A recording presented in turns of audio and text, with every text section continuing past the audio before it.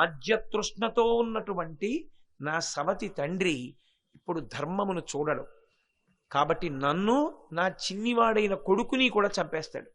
అందుకని ఇప్పుడు చెప్పను అని ఆమె దగ్గరికి వెళ్ళి, నా తండ్రి చచ్చిపోయాడు, యుద్ధభూమికి వెళ్ళి నా తండ్రిని చూసొస్తానని ఆ విదల్లుణ్ణి తీసుకుని ఆ యుద్ధభూమికి వెళ్ళి తండ్రి శవం మీద పడి ఏడ్చి అక్కడి నుంచి బయలుదేరి ఈ నపుంసకుడితో కలిసి కొడుకుని తీసుకుని కాశీపట్టణానికి బయలుదేరింది.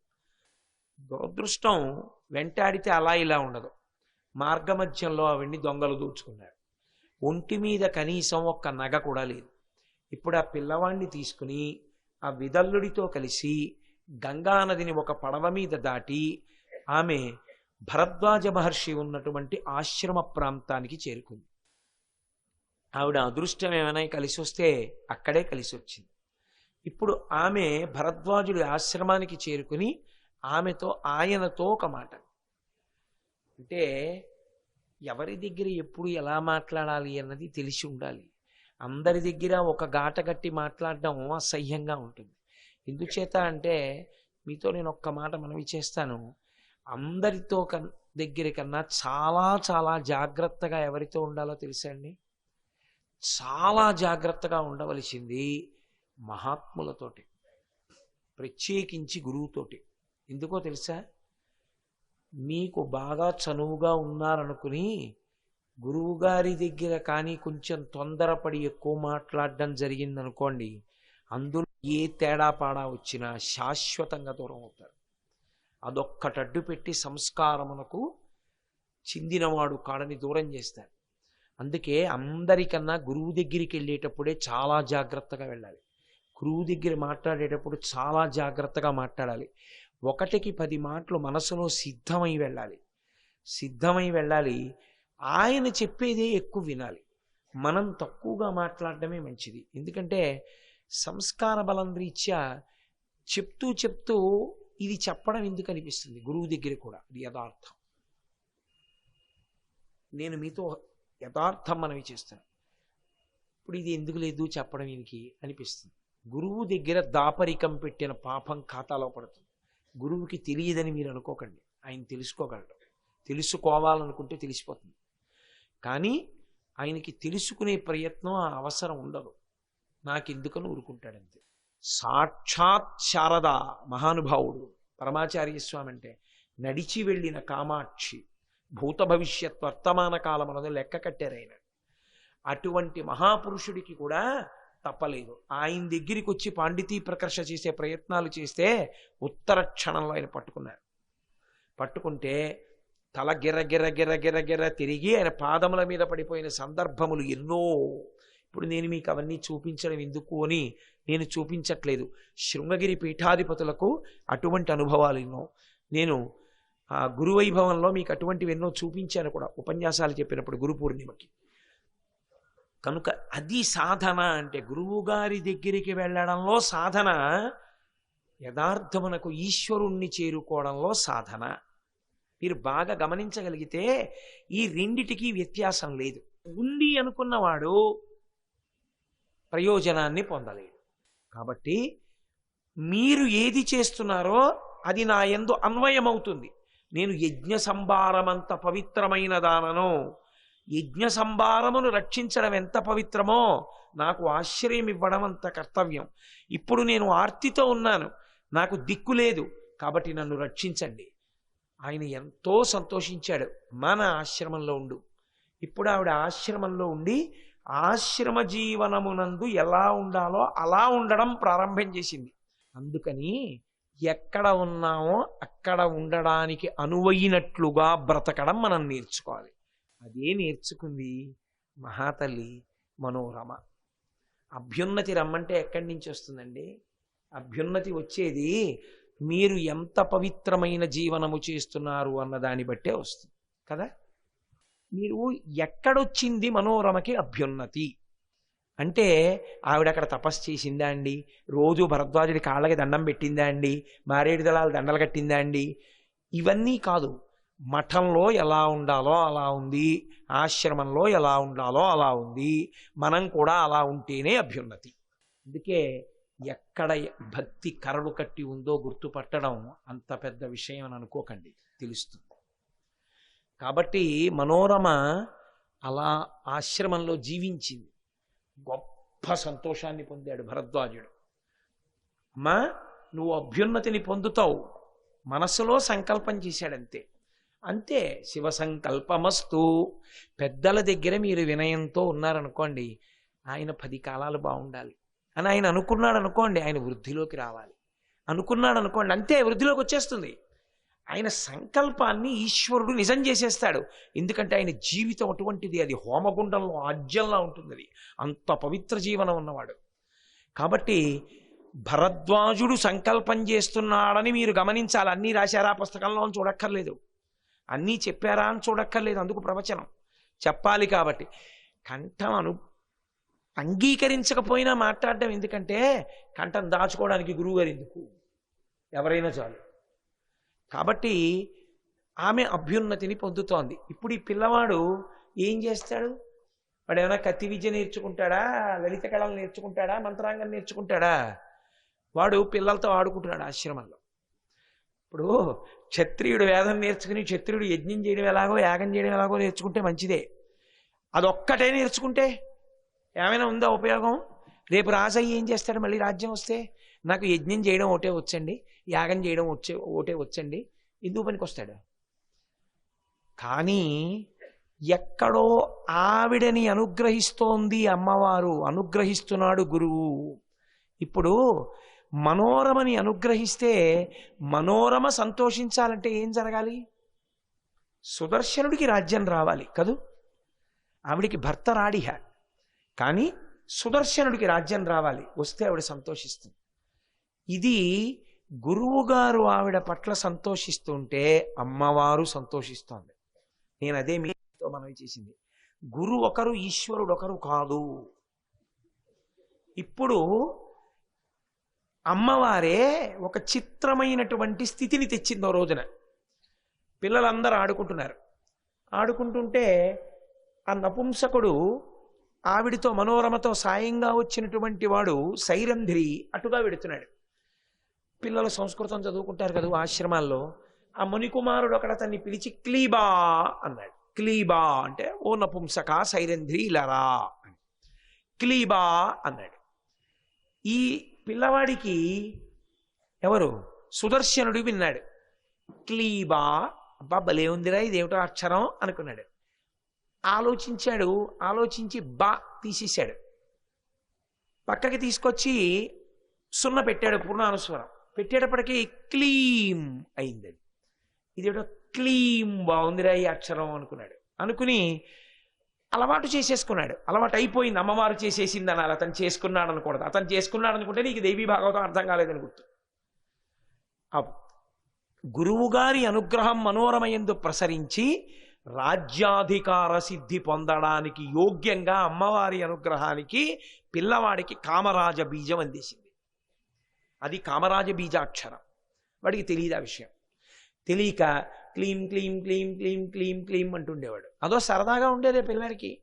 రాత్రి పడుకుని నిద్దట్లో కూడా క్లీం క్లీం క్లీం క్లీం అంటుండేవాడు. ఈ క్లీం క్లీం క్లీం క్లీం అని జపం చేసేయడంలో అది కామరాజ బీజాక్షర మహామంత్ర జపం అయిపోయింది.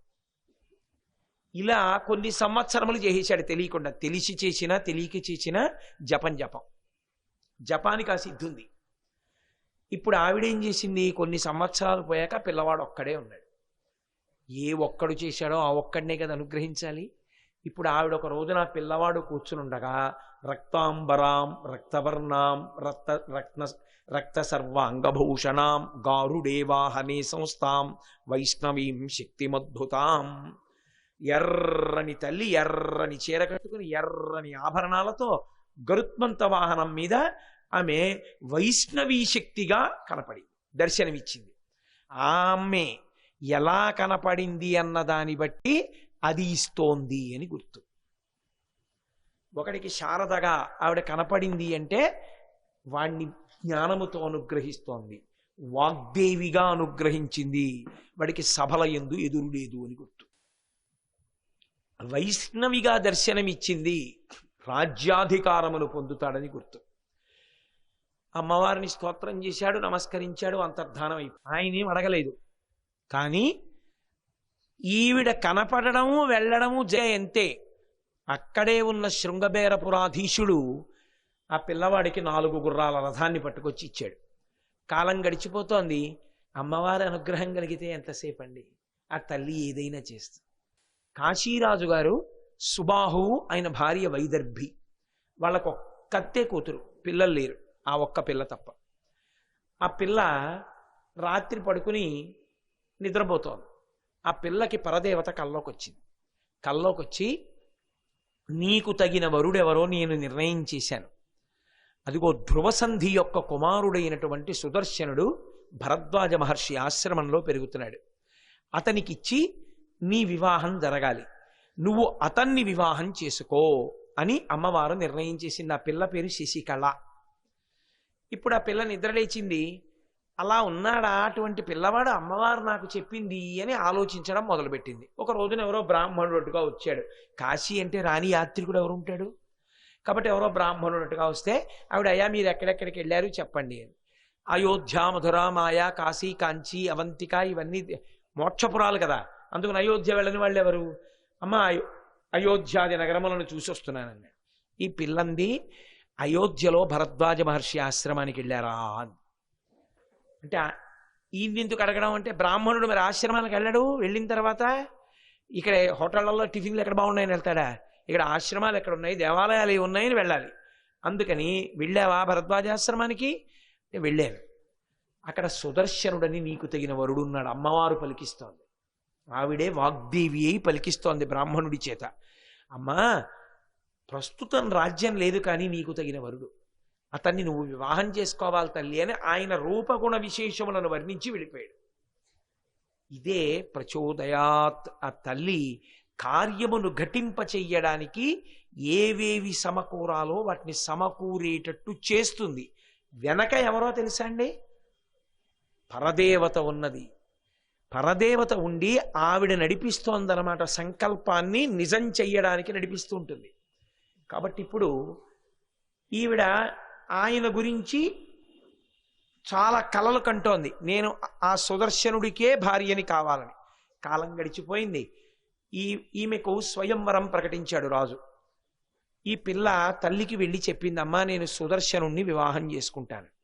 ఆ పిల్ల తండ్రికి చెప్పింది. తండ్రి బాధపడ్డాడు. లౌకికం కదా, రాజ్యహీనుడు ఎక్కడో ఉన్నాడు, పైగా అతని ఆచూకీ కోసం వెతుకుతున్నాడు. నిజంగా వెతికాడు కూడా. యుధాజిత్ ఎప్పుడు దొరుకుతాడా, చంపేద్దాం మనోరమ కొడుకు అని గూఢచారుల వల్ల తెలుసుకుని భరద్వాజాశ్రమానికి వెళ్ళాడు. సుబుద్ధి అన్న మంత్రితో కలిసి చంపేస్తాను. ఈవిడ వెళ్ళి భరద్వాజుడికి మొరపెట్టుకుంది, అయ్యా నన్ను చంపేస్తాడేమో, నా బిడ్డని మీరే కాపాడాలని అడిగింది. అందుకే రామాయణం బాలకాండలో మాట అంటారు, దిగ్బలం క్షత్రియ బలం బ్రహ్మతేజో బలం బలం. బ్రాహ్మణుడి బలం అటువంటిది. ఏమీ చెయ్యక్కర్లేదు, గాయత్రిని తిప్పి విడిచిపెట్టేస్తే చాలు, ఇహ తట్టుకోడేవాడు. అంత శక్తివంతం.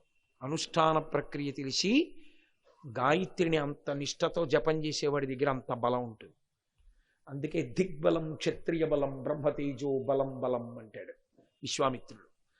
కాబట్టి భరద్వాజుడు బ్రాహ్మణుడే కదా, మనకెందుకు విడిచిపెట్టడని కబురు చేశాడు, విడిచిపెట్టే మనోరమని. భరద్వాజుడు స్వయంగా వచ్చి, పాప తల్లి ప్రార్థన చేసిందని వెళ్ళి, నువ్వు తీసుకెడదామనుకుంటున్నావేమో, ఆమెకి నా రక్ష ఉన్నది, నువ్వు ఆశ్రమ ప్రవేశం చెయ్యడానికి కానీ తీసుకెళ్ళడానికి కానీ వీలు లేదని చెప్పి వెళ్ళిపోయాడు.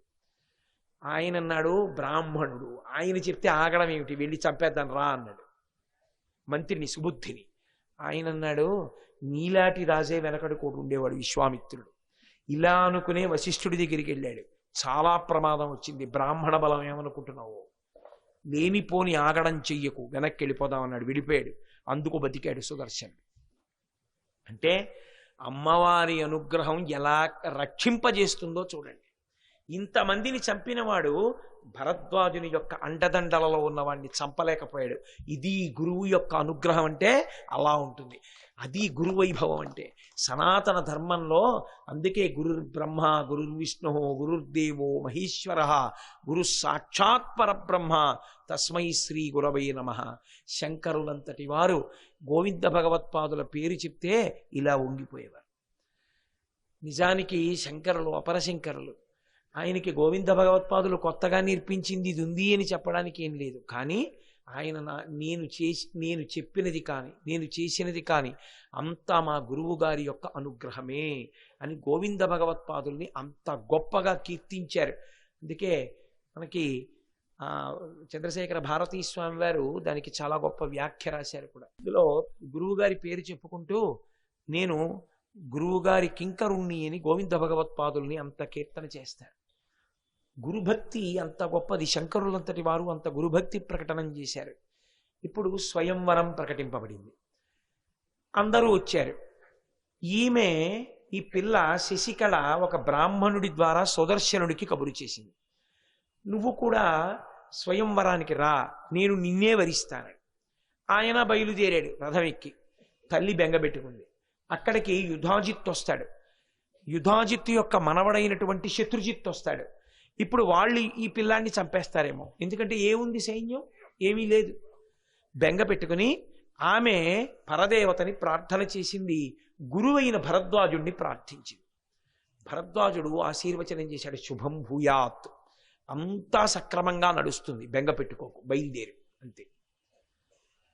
బయలుదేరుతూ తల్లి రక్ష లోకంలో పిల్లవాడికి అమ్మ కన్నా పరదైవం లేదు కదా. ఇంకా అమ్మ నోటితో ఏమందో అదే అంగరక్ష.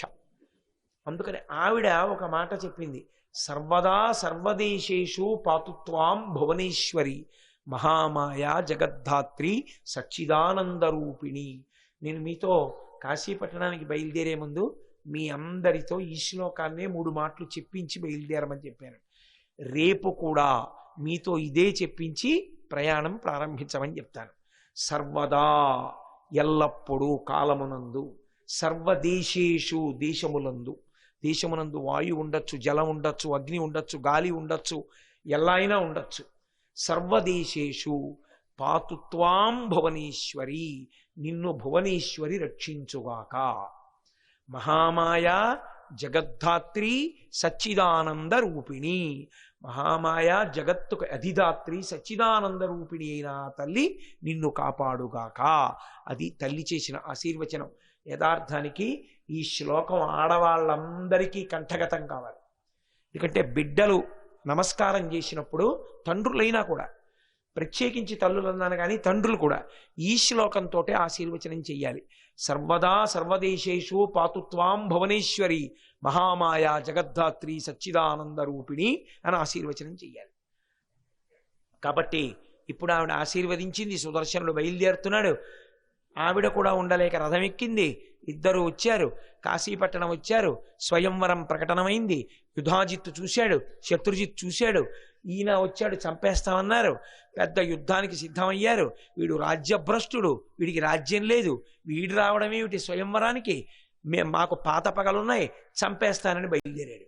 మహానుభావుడైనటువంటి కేరళ రాజ్యాధిపతి చూసి, నువ్వెవరవయా చంపడానికి, రాజ్యం ఉందో లేదో తరువాతి మాట, అందరూ రాజకుమారులు ఎలా వచ్చారో అలా వచ్చాడు. స్వయంవరానికి రావలసినది రాజులు అని లేదు, రాజకుమారులు రావాలి. రాజకుమారుడే వచ్చాడు. ఆమె వరిస్తుందో వరించదో ఆవిడిష్టం. మధ్యలో నీకెందుకు అల్లరి, నువ్వు చంపడం ఏమిటి, మేమందరం నీకు సమర్థించడం ఏమిటి, నేను అలా అంగీకరించనన్నాడు. కేరళ రాజ్యాధిపతి గొప్ప సైన్య బలం ఉన్నవాడు. కేరళ దేశాధిపతిని కాదని అప్పుడు సుదర్శనుణ్ణి చంపితే ఇబ్బంది వస్తుందని చంపకుండా ఊరుకున్నాడు యుధాజిత్. చూడండి, అమ్మవారు ఎక్కడికెక్కడ ఎలా జోక్యం చేసుకుని ఎలా కాపాడుతుందో చూడండి. సరే, స్వయంవరం ప్రకటనమైంది. అందరూ రాజులు కూర్చున్నారు, సుదర్శనుడు కూడా కూర్చున్నాడు. రాజకుమారులు వచ్చి అన్నారు, ఏమయ్యా ఇప్పుడు కాకపోతే తర్వాత అయినా చంపేస్తాడు యుధాజిత్తు నిన్ను, ఎందుకు వచ్చావు స్వయంవరానికి? ఏదో భరద్వాజ ఆశ్రమంలో కాలం గడుపుతున్నావుగా, ఏదో వెళ్ళి అక్కడే ఉండొచ్చుగా, ఎందుకు వచ్చిన అల్లరి నీకు? ఒకవేళ ఆమె నిన్ను వరించిందనుకో, ఆమెతో కలిపి చంపేస్తాడు తప్ప నిన్ను ప్రశాంతంగా ఉండనిస్తాడా? ఎందుకు వచ్చింది? నీకు రాజ్యం లేదు, కోట లేదు, సైన్యం లేదు, పెళ్లి చేసుకుని ఎక్కడికి తీసుకెడతావు? ఇబ్బంది కదా, ఎందుకు ఇలాంటి ఇబ్బంది తెచ్చుకుంటావు? మా మాట విని నువ్వు ఎందుకు వెళ్ళిపోకూడదు అన్నాడు. ఆయన అన్నాడు, యక్కరిష్యతి శత్రుత్వం మయా సహ నృపాత్మజాః శాస్త్రాతస్య మహాతేజాం నాకు ఎక్కరిష్యతి శత్రుత్వం, నాకు ఎవరితో శత్రుత్వం ఉంది? నా దృష్టిలో శత్రువు లేడు. నాకు శత్రుజిత్తు తమ్ముడు. శత్రుజిత్తుకి నేను శత్రువునేమో, నాకు శత్రువు కాడు నా తమ్ముడు. నాకు వాడు తమ్ముడు. నాకు వాడు తమ్ముడైతే వాడి తాతగారు యుధాజిత్తు కూడా నాకు తాతగారే. వాళ్ళు నన్ను శత్రువులు అనుకుంటే, నేను వాళ్ళని శత్రువులు అనుకోనప్పుడు వాళ్ళు నన్ను శత్రువులు అనుకుంటే వాళ్ళ తప్పు దిద్దబడాలి. కాబట్టి ఆ తప్పు దిద్దవలసింది పరదేవత, ఆవిడ చూసుకుంటుంది. తప్ప మీరెందుకు బెంగ పెట్టుకుంటారు? మయాసహ నృపాత్మజాహ, ఓ నృపాత్మజులారా, ఓ రాజకుమారులారా, బెంగెందుకు? ఎవరి ధోరణి వాళ్ళది. అమ్మే మారుస్తుందేమో చూద్దాం అని మీరు బెంగ పెట్టుకోకండి, నన్ను తల్లి రక్షిస్తుంది. అది ఆయన భక్తి. ఆ అనుకోకుండా చేసిన బీజాక్షరంలోంచి అంత ధైర్యం వచ్చింది. ఇప్పుడు ఆ పిల్లంది శశికళ, నాన్నగారండి వ్యభిచారం చేయడం ఎటువంటిదో, ఫలానా వాణ్ణి పెళ్లి చేసుకుందామని నిర్ణయం చేసుకున్న తర్వాత స్వయంవరానికి వెళ్ళడం కూడా అటువంటిదే. రాజులందరూ కూర్చుని చూస్తూ ఉంటారు. నేను సుదర్శనుడు వరకు నడిచి వెళ్ళాలా? అప్పుడు వీళ్ళందరూ నన్ను చూసి ఈమె భార్య అయితే బాగుండని నా వంక చూస్తారా? చూస్తే మానసిక వ్యభిచారము జరిగినట్టేనా? ఎందుకు నాకు? నేను వరించడానికి నిజంగా ఒక వరుడి కోసం వెడితే స్వయంవరానికి వెళ్ళాలి. ఇప్పటికే నేను ఆ సుదర్శనుణ్ణి వరించాను, ఇక స్వయంవరం ఎందుకు? తప్పు కదా, త్రికరణ శుద్ధి లేనట్టు కదా. అందుకని నేను ఆ సుదర్శనుణ్ణి వివాహం చేసుకుంటున్నానని ప్రకటించండి. తండ్రి ప్రకటించాడు. పాపం వద్దమ్మా, రాజ్యం లేనివాడు, ఎంతో నచ్చజెప్పాడు. ఆ పిల్ల వినలేదు. ఇది పరదేవత ఆజ్ఞ, నాన్నగారు అలాగే చేసుకుంటారు. సరేనన్నాడు, ప్రకటించాడు. అందరూ ఊరుకున్నారు. పోన్లే, ఆ పిల్ల ఇష్టం చేసుకుంటుంది అని. ఒక్క యుధాజిత్ అంగీకరించాల. ఇచ్చి చేస్తే నా మనవడికి ఇచ్చి చెయ్యి, ఇవ్వకపోయావా స్వయంవరంలో ఏ ఇతర రాజకుమారుణ్ణైనా వరించమను. ఆ ఒక్క పిల్లాన్ని మాత్రం సుదర్శనుణ్ణి వరించడానికి వీల్లేదు. వాడు రాజ్యభ్రష్టుడు, వాడిని నేను చంపేస్తాను. ఏం చెయ్యాలో అర్థం కాక రాజుల మధ్యలో అవమానం భరించలేక తిరిగి వెళ్ళిపోయాడు. వెళ్ళి పిల్లకి చెప్పాడు, అమ్మా ఎలాగమ్మా ఇలా ఇబ్బంది వచ్చిందని. పిల్ల మనసుకి నచ్చ చెప్పి రేపు ఏ విషయం చెప్తానని చెప్పండి నాన్నగారు సభలో అని. వెళ్ళొచ్చాడు. నచ్చ చెప్పడానికి వచ్చారుగా, ఇప్పుడు చెప్తున్నాను, మీరు నచ్చ చెప్పలేరు. నేను ఆ పిల్లాడిని పెళ్లి చేసుకుంటాను. మీరు ఒక పని చేయండి, వివాహ విధిని దేహి కన్యాదానం కృతం శుభే. మీరు వివాహ విధి ఎందు నన్ను కన్యాదానం చేసేసేయండి. సుదర్శనాయ నృపతే ఇదీచ్ఛసి శుభం మమ. అదే నాకు శుభం. ఎందుకంటే అమ్మవారి సంకల్పం అది. కాబట్టి అంతఃపురంలో నిశ్శబ్దంగా వివాహం చేసేయండి. మరునాడు వెళ్ళండి సభలోకి, నా కూతురు అంగీకరించలేదు, రాత్రి పెళ్ళైపోయింది, మీ అందరూ విందు భోజనం చేసి ఇంటికి వెళ్ళిపోండి అని చెప్పండి. తర్వాత ఏం చేయాలో పరదేవత చూస్తుంది. పెళ్లి చేసుకోమని ఆవిడ చెప్పింది, చేసుకుంటాను. పెళ్లి చేసుకున్నాకేం జరగాలి ఆవిడే చూస్తుంది. తప్ప మీరు నేను బుర్రబదలు కొట్టుకోవడం ఎందుకు? మీరు చేయవలసింది పెళ్లి చేయండి. మీరు పరదేవత మాట మన్నించిన వారు అవుతారు. చేసేసాడు తండ్రి. ఇవ్వవలసిన కట్నాలు ఇచ్చేశాడు. అందరికీ చెప్పాడు, అయ్యా ఏమనుకోకండి, నా కూతురు సుదర్శనుణ్ణే చేసుకుంటానంది, రాత్రి చేసేసాను పెళ్లి, మీ అందరూ పెళ్లి భోజనం చేసి వెళ్ళిపోండి. పోన్లేమయ్యా, పాపం ఏదో ఆయన కూతురు, ఆయన గొడవ, ఎవరినో వరించానంది, రాజకుమారుణ్ణేగా, మన్నేం మోసం చేయలేదుగా, ఆయనకి తెలియదుగా అని భోజనం చేసి వెళ్ళిపోయారు. యుధాజిత్తు మాత్రం వెళ్ళలేదు. కొంతమంది ఇతర రాజుల్ని తోడుగా తీసుకుని తన మనవడైనటువంటి శత్రుజిత్తుని తీసుకుని, ఉరే నేను ఆ పిల్లవాడు సుదర్శనుణ్ణి చంపేస్తాను, ఆ పిల్ల నీకు ఇచ్చేస్తాను, వివాహం చేసుకోమని. అంటే ఎందుకు? పనికిమాలిన తాతగారు, కాల్చనా ఆ వయస్సు? ఎంత దిక్కుమాలిన మాటలు చెప్తాడో చూడండి. చెప్పి మాటు వేసి ఉన్నాడు. నగరం నుంచి బయటికి వస్తే చంపేద్దామని, కాశీనగరంలోనే, కాశీకోటలోనే జరిగింది ఆ వివాహం. అప్పుడు చీకటి పడింది. బయటికి పెడదామంటే శత్రురాజులు పొంచి ఉన్నారని గూఢచారులు చెప్పేశారు. ఈయనకి సైన్యం లేదు. అందుకని 6 రోజులు ఆ ముచ్చట్లు ఈ ముచ్చట్లు అని గడిపాడు మహానుభావుడు సుబాహుడు. ఇంకెంత గడుపుతాడు? పంపేయాలి. నేను నా సైన్యం అండగా వస్తా అన్నాడు. లేదు, నా రాజ్యం నీకు ఇస్తాను, నేను సేనాధిపతిగా ఉంటా అన్నాడు. కాదు, అర్ధరాజ్యం ఇస్తాను, నేను సగం నువ్వు సగం పరిపాలిద్దాం అన్నాడు. అమ్మ ఏం చేస్తే అది జరుగుతుంది, మీరు బెంగ పెట్టుకోవద్దు, మాకు రథం ఇవ్వండి, దాని మీద వెళ్ళిపోతాం భరద్వాజాశ్రమానికి. రథం ఎక్కి బయలుదేరాడు. కాశీపట్టణ పొలిమేరల్లోకి వచ్చాడు. అక్కడ ఉన్నటువంటి ఆ యుధాజిత్, మనవడైనటువంటి శత్రుజిత్తు ఇద్దరూ కలిసి ఈ సుదర్శనుడితో యుద్ధానికి దిగారు. ఇది తెలిసి కాశీరాజు గారు తన సైన్యంతో అల్లుడికి మద్దతుగా వచ్చాడు. ఆ పిల్లవాడన్నాడు సుదర్శనుడు, ఇది నాకు యుధాజిత్తుకి శత్రుజిత్తుకి జరుగుతున్న యుద్ధం, మీరెవరూ జోక్యం చేసుకోకండి, మీరెందుకు చచ్చిపోవడం నిష్కారణంగా, అలా చూడండి, ఏం జరిగితే అది జరుగుతుంది, పరదేవతానుగ్రహం. యుద్ధం మొదలుపెట్టాడు. అటు ఇద్దరు, ఇటొక్కడు. హోరాహోరీ సమరం జరుగుతోంది. అకస్మాత్తుగా ఇదే కాశీపట్టణంలో అమ్మవారు ఆకాశంలో నిలబడింది సింహవాహనం మీద. తళుక్కున మెరుపు మెరిసి తల్లి నిలబడితే అందరూ పైకి చూశారు. సుదర్శనుడు అమ్మవారిని స్తోత్రం చేశాడు. ఆవిడంది, ఇదే చెప్తున్నాను, ఆ సుదర్శనుణ్ణి విడిచిపెట్టు. ఆయన విడిచిపెడతాడా? మదోన్మత్తుడై ఉన్నాడు. ఒక ఆడది ఆకాశంలో నిలబడితే ఆశ్చర్యపోతారేమిరా, చెయ్యండి యుద్ధం, చంపేసేయండి సుదర్శనుడు అన్నాడు. అంతే. ఆవిడ ధనస్సు చేతపట్టి 2 బాణములను ప్రయోగించింది. ఒకటి యుధాజిత్, ఒకటి శత్రుజిత్, ఇద్దరూ కింద పడి చనిపోయారు. సైన్యాలన్నీ కాకావికలైపోయాయి. అప్పుడు కాశీరాజు గారు ప్రార్థన చేశారు, అమ్మా, ఇవాళ నా అదృష్టం, నా అల్లుడికి ఉన్న నమ్మకానికి నువ్వు నాకు ఆకాశంలో దర్శనమిచ్చావు, నాకు ఎలా కనపడ్డావో అలాగే నా తల్లి నువ్వు ఈ కాశీపట్టణంలో వెలియాలి అని అడిగితే దుర్గామాత క్షేత్రంలో అమ్మవారు వెలిసింది. శ్రీ ఉమామహేశ్వర పరబ్రహ్మార్పణమస్తు. స్వస్తి.